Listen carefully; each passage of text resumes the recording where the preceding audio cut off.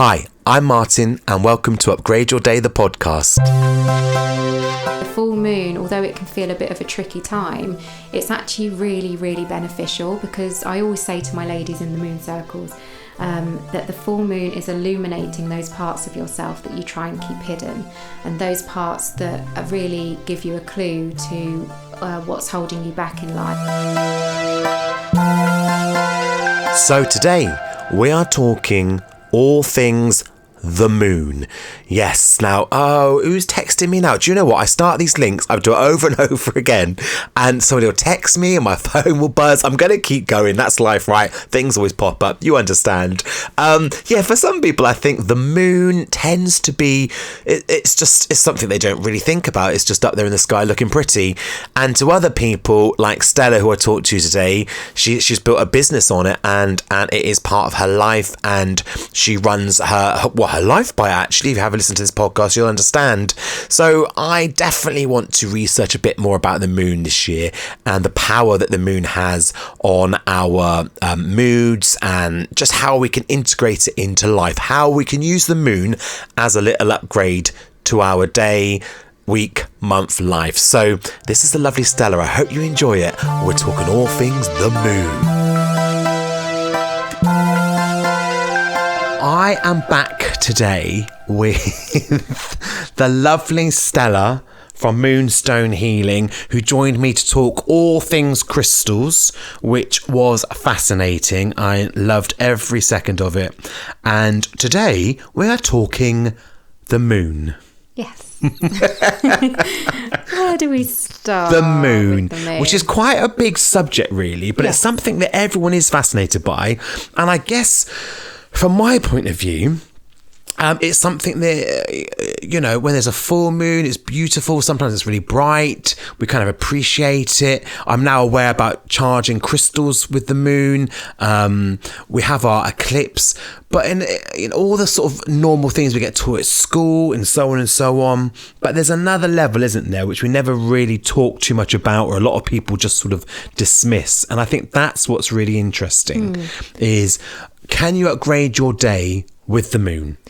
Well, that's my question. I think people are becoming more aware of the effect that the moon can have on our moods and our motivation and energy levels.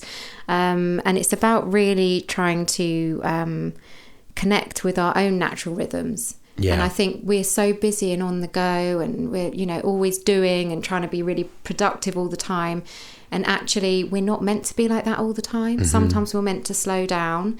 And when you're working with the moon cycle, it gives you the opportunity to kind of stop and check in with yourself and reassess, what you might want from life, or what fears or blocks might be standing in your way. And if you think that the moon affects the tides of the sea and that we're 60% water, then of course it's only natural to think that that's going to affect us as well. Yeah. And also we say, don't we, kind of in the perfect world, the whole reason the seasons, the way it changes and so on, with regards to winter, autumn, everything's coming to rest, isn't it? Yeah.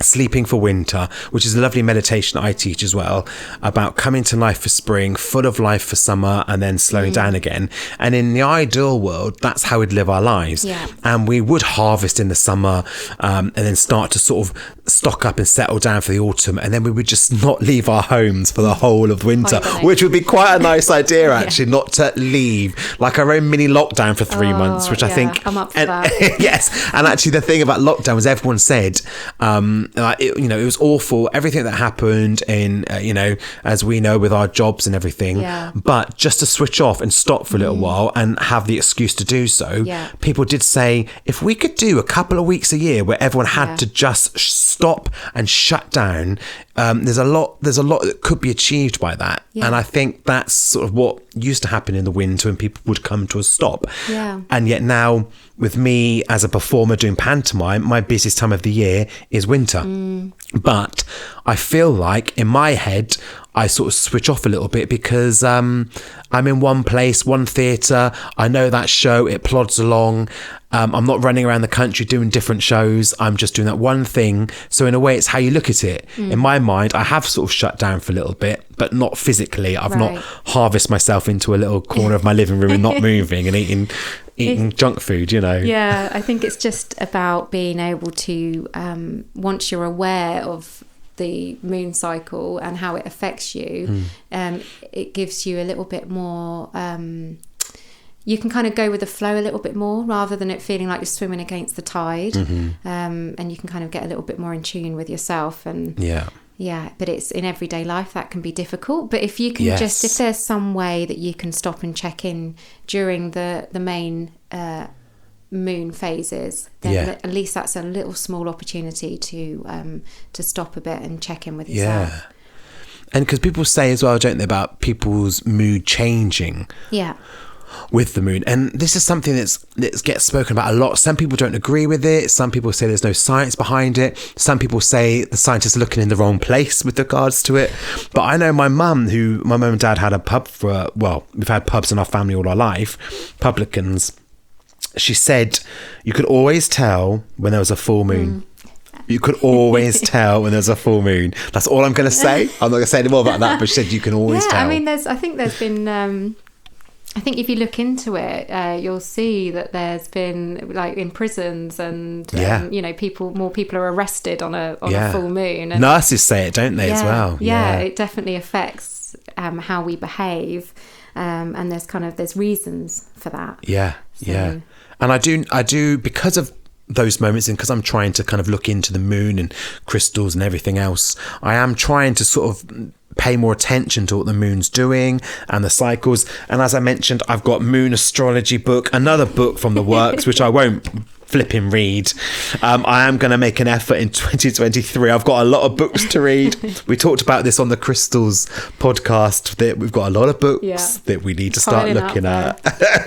But again, it's just fun to read it and to see the different phases of the moon. Like in here, it's got like dark moon, new moon, waxing moon, full moon, waning moon. And this is sort of stuff that I just feel like we should be learning just as human beings, just to help us flow through life a little bit easier.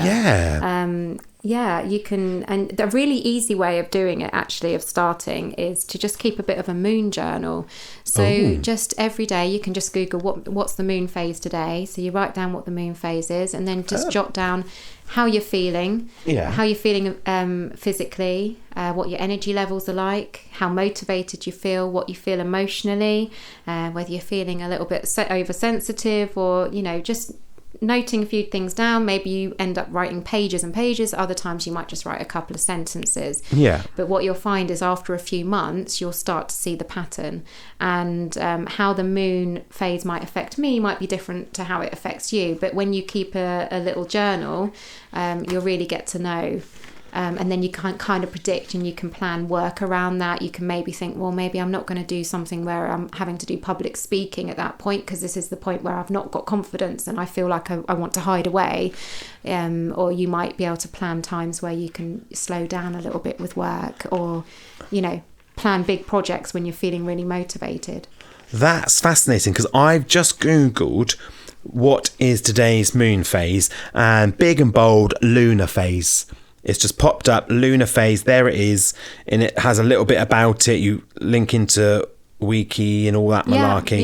So I think that's the one that I look at as well. So it just pops up, so just Google it. And then what you're saying is you can then make a note of it, so it's lunar phase, and then, as you say, keep a little journal about it. So you've got the new moon, which is the beginning of this cycle.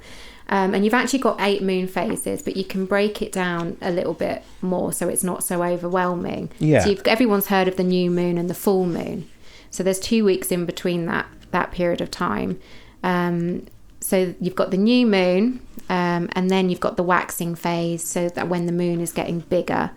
And then you've got the full moon, which is like the peak, and then you've got waning. Did I say waning or waxing before?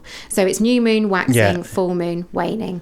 So your energy kind of increases, peaks, and then decreases again. So there's lots of ways that you can tune into the moon energy on those different phases.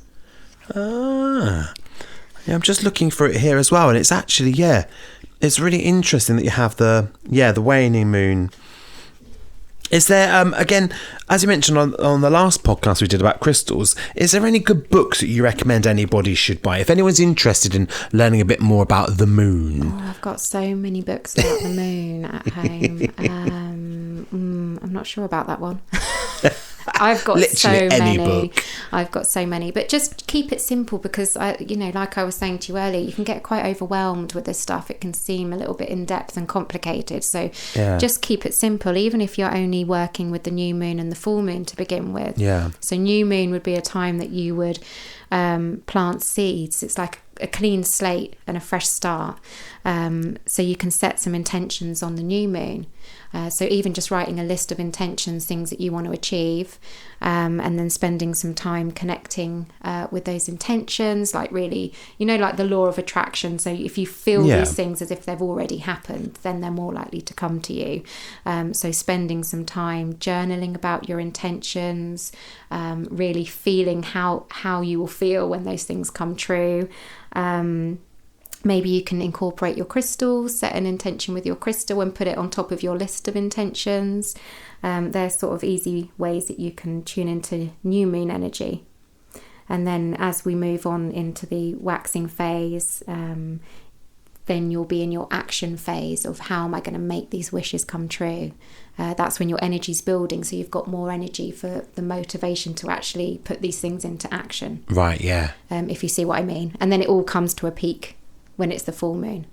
And then the full moon, a lot of people struggle with that. They kind of feel a little bit emotional, they're a little bit more triggered than usual. Trouble sleeping. I get a lot of friends that talk about the trouble sleeping and they go, oh, of course it's a full moon. And actually that's the thing, because we question ourselves, as we all do, and then we realise that it was the full moon. And you go, oh yeah, that's why. And if you know these things are coming up, and you know how to prepare yourself. And the full moon, although it can feel a bit of a tricky time, it's actually really, really beneficial, because I always say to my ladies in the moon circle, that the full moon is illuminating those parts of yourself that you try and keep hidden, and those parts that really give you a clue to what's holding you back in life. So really notice in the couple of days leading up to the full moon when you're being triggered by things and where that's coming from, and there'll all be clues about what you can then release. So the full moon's all about releasing the stuff that you don't want to hold on to. It's actually a really, really beneficial time for your own kind of own self-reflection and healing.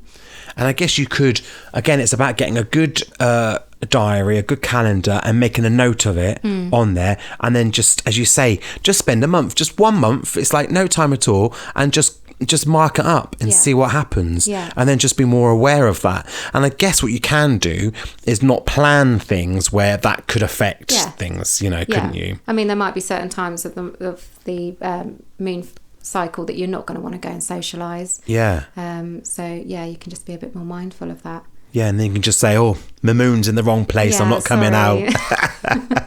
Well, to me, they'll just be like, oh, that's him. He's off on one. I don't think anyone would be surprised at all if I use that as an excuse. Yes, if it was us, it's like, right, whatever. The fact is I've got no money, but I'm just blaming the moon for it. Blame the moon. So you do moon circles. Yes. As part of your business. So explain a little bit about what that is. Well, so the moon circles, I mean, this started, I think it's just over a year ago now, and I had no idea when I first started them really what I was wanting from them or what to expect.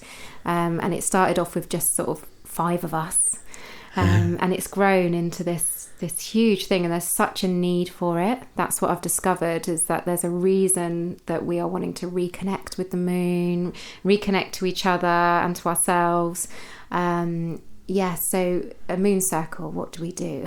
These mysterious moon circles. Or is it a case that nobody knows what you do? Is it secret? So we literally sit round in a circle, and we'll take some time. I'll talk to the ladies about what's going on with the moon at that point, and the sort of reflective sort of like journal prompts, like what are we going to reflect on, what are we going to think about in this moon phase. So we talk about that for a bit, and then we have the chance for a bit of a sharing circle, which is really, really powerful. And that's probably like one of the most important things about the circle, is that we all have the time to speak and really be heard. And actually, I just did this training with Women's Aid, and one part of it was about active listening, and how we don't really ever listen to people properly because we're always figuring out what we're going to say, like how we what advice we're going to offer, how we're going to relate it to our own experience. And that's just a natural human way to respond, but actually that's not really truly listening. So the idea with the sharing is that we're not offering each other advice, we're just giving each other the space to really unburden if you want to. And quite often that will relate to the theme of the moon. So the full moon will talk about what we want to release and let go of. And in the new moon we might talk about what we want to set intentions for and bring more of into our lives. So we have that beautiful space for sharing. And then it goes on to we do angel cards, oracle cards, journaling, and then we do what I call a bit of spell work, which isn't too witchy. For this is when it starts getting a bit weird, listeners. It's basically things like we'll make bath salts with essential oils and flowers that you can then go home and have a full moon bath. Oh, lovely! Or we might make some oil with different essential oils in that you can use. The next moon circle, we're going to work with a black obsidian crystal and use it for like cutting attachments to things that aren't healthy for us. So we're going to release during the full moon. So there's a little bit of like a practical kind of activity, and then we end on a beautiful guided meditation which connects you to that particular moon phase. That's lovely. I love the I think at Glastonbury Festival this year they built a big lotus flower and had a ladder, however they do it, and people could write little things they want to get rid of, and then they put it in. It's so cathartic. Yeah, and on the last day of the festival they set fire to the whole thing. I think it was like 14 foot high, it was massive. But it was a really lovely thing, and actually we saw it alight and we got, what's that, there's always so much going on. We saw it alight and we were just like, that's that big lotus thing with everybody's, and actually even though we didn't do anything and there was always cues to pop your little message in, just seeing it burning away was like everybody's troubles and worries, in that made you feel quite, wow, that was really powerful. It is really powerful. And we're watching it from like 5 fields away, but we just go, oh crikey, just for that sort of like minute or two. Do you do things like that as well? Is that something? We do things, we like to burn stuff. We do a bit of that. And it's just that, when you're sitting in a circle and you're with a group of people, all the intentions that you're setting and what you're trying to manifest is really amplified by just being in that group of people. But of course you can do these things as well on your own at home. You can create your own little space and do your little releasing ritual and just make that little special time for yourself, and it can because still be I guess effective. so. When do you do it on a full moon? Do you? So I do it every 6 weeks, so it alternates from a full moon to a new moon. But what I've started to do is to introduce these smaller circles that I do at home as well, because like I said, it's getting quite there's a lot of people wanting to come on the circles, and I'm just trying to create some more spaces. And obviously so far this is I've done this as a women's circle, but I know that you've expressed interest in wanting to come, and I think this is something that I need to introduce this next year, is something that's open to everyone, and perhaps there might be a collaboration there. Definitely. I think what it is you see a lot of these things, especially coming from Glastonbury, as I do when I go and visit my mum and dad. There's a great newspaper called The Oracle, and it lists everything that's going on. But a lot of the time, people specialise in certain things, and it might be like a Keiko ceremony to that stuff, and that'll be it, and it'll be like 3 hours, and I go, I'm not quite sure if I want to do that for that long, I don't know, and then it'll be something else and something else. But what you do, I think, so brilliant, which is why I messaged you in the first place, how we started contacting, was like you do a little bit of everything, Yeah. which I think is so great. And that's why with my workshops and courses, I like to introduce bits. So that my mindfulness course that's on sale now, I've got other people coming in to do some holistic things, just to kind of give it a bit of colour. Yeah. Because otherwise, if it's just a whole 8-week course on meditation, that's fine, brilliant. But some people, that's just too much. And I think it gives people a little glimpse into things. So they might, so I'll do a guided meditation at the end. So then maybe they're like, oh, I love this. This is my first real experience of meditation. So they might then want to book on and do meditation course with me, or they might like working when I bring crystals into it. They might think, oh, this is amazing, I'm interested in this, and then they might want to book on and do. And it's just about trying to find those things that spark that little bit of interest in people. Because all the things that I do all have the same end goal. It's all about helping people to feel empowered and just find something in their life that helps them to feel sort of connected and grounded and stable, and find joy in life. So. And I think also, even with someone like my husband, I know that he'd come along, and if it was like we were saying, like just a keiko ceremony, he would just be like, I'm just not going to do it. I just not going to do it. But if he knows that's just one part of 6 or 7 things, I think he would be surprised at what he actually enjoyed or didn't enjoy. Again, which is why I love teaching my little 3-minute meditation, because the fact that somebody does it every day, it's only 3 minutes.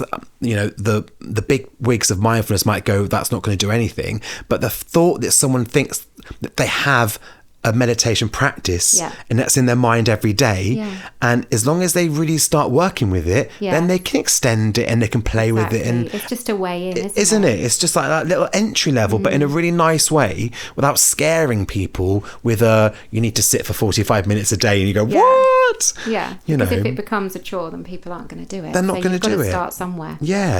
And I love that, and so that's why I messaged you, because I thought, oh my gosh, I need to do this. And then it was like well, you know what, I do need to do it, because, you know, I feel sorry for my partner who comes along and helps me, ferries me around everywhere, brings all this like weird and wonderful stuff, carries it all in, helps me set up, and then I'm like, bye dear, see you in 2 hours. And then he comes and turns up with his broom and dustpan and brush and helps me tidy it all away, but he's never actually allowed to come to anything.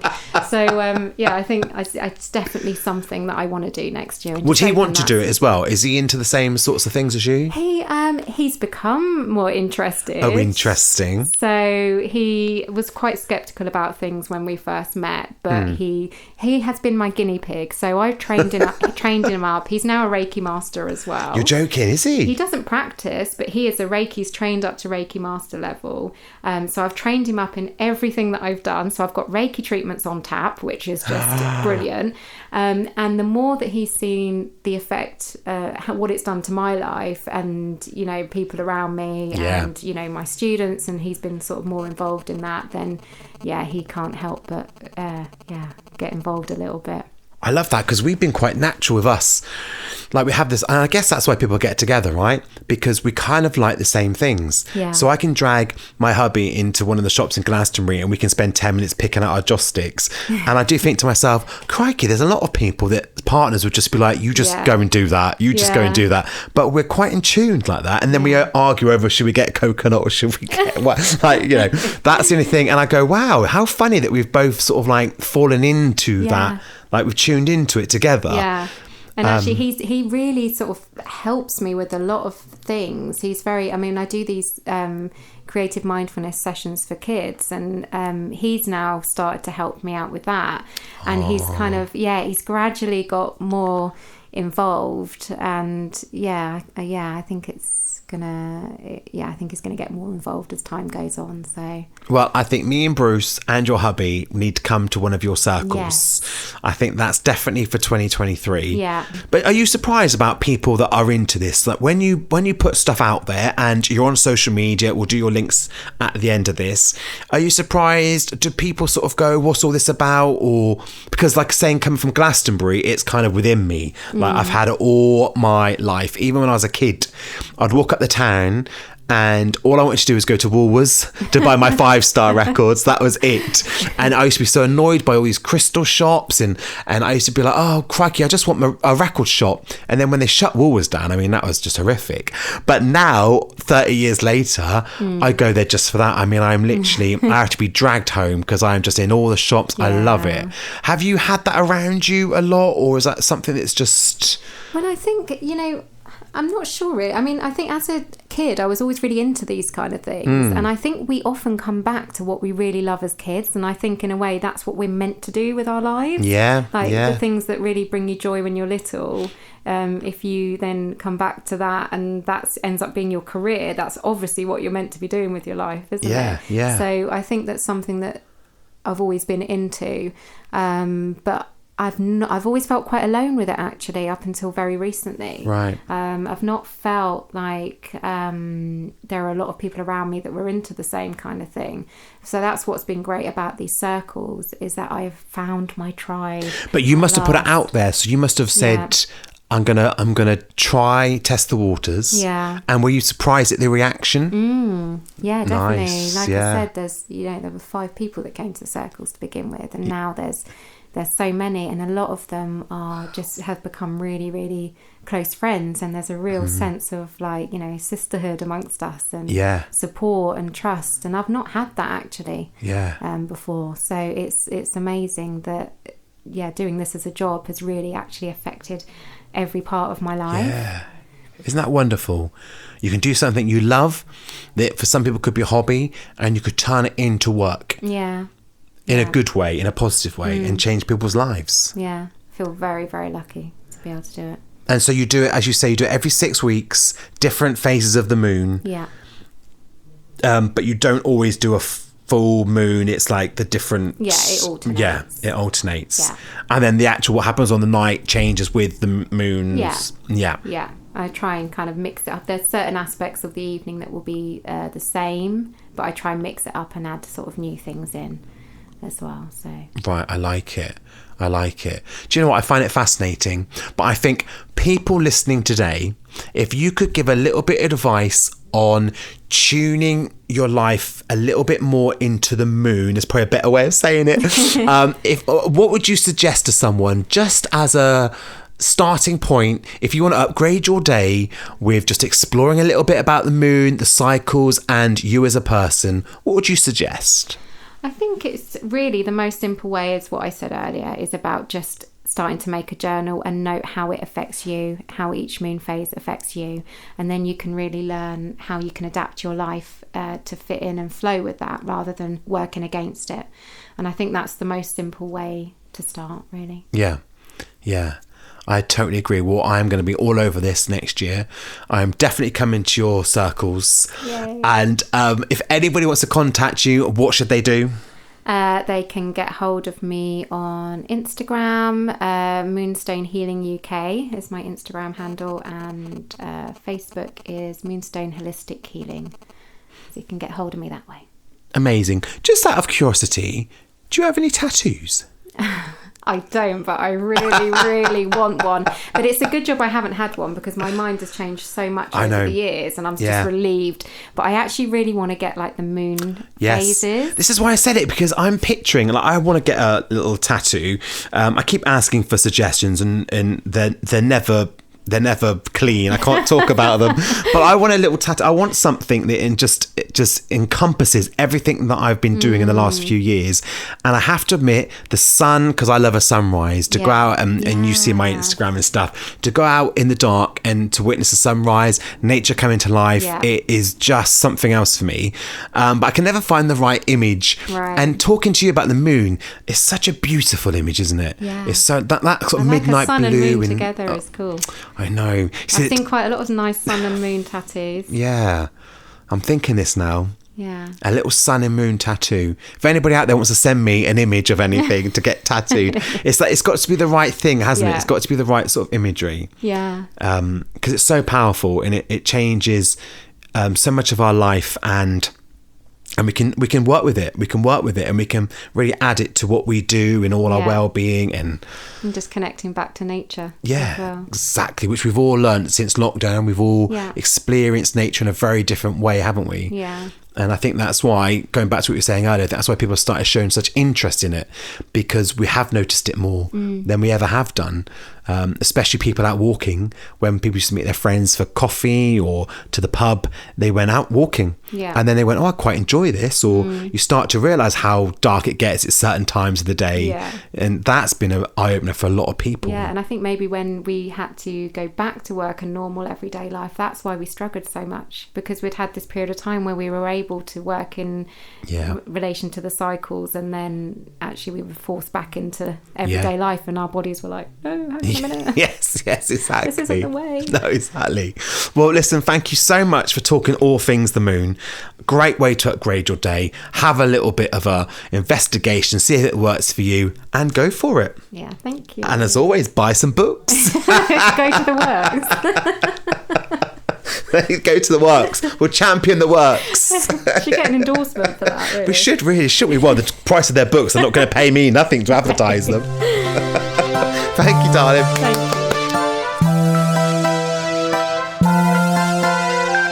Oh, do you know what? I absolutely love chatting to Stella. I think I might have to find something else for us to talk about at some point, maybe in season 3. She's absolutely lovely. And as she said there, she does so many courses on crystals and moon and the moon circles. And as she mentioned, she's going to be doing more this year. So please check out her pages, Facebook, Instagram, website, Moonstone Healing. She is just the most loveliest person.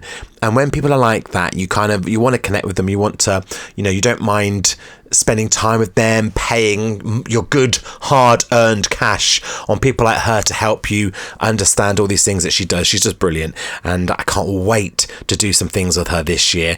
I hope you enjoyed that, and I hope, like me, you might try and get a little notepad and start writing down things with regards to the moon and doing a little bit of research. Let's go on this journey together. I'm definitely really excited to see my connection with the moon this year. Let's give it a go. Why not? If it can give your day that little upgrade, that little cherry on the top, let's do it.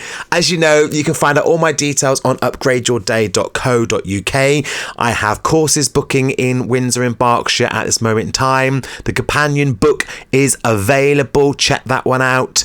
There's lots of stuff on my website, lots of lovely things to look at, including the Spotify playlist. So I asked everybody that follows me, I call them my upgraders, I've asked them their favourite songs. It really give their day a good positive vibe, and that's all on the Spotify playlist. So have a little listen to that, and lots of other stuff online you can check out. Thank you for listening to this podcast all about the moon, and I'll see you next time. Take care. Have a great week, everyone. Bye bye.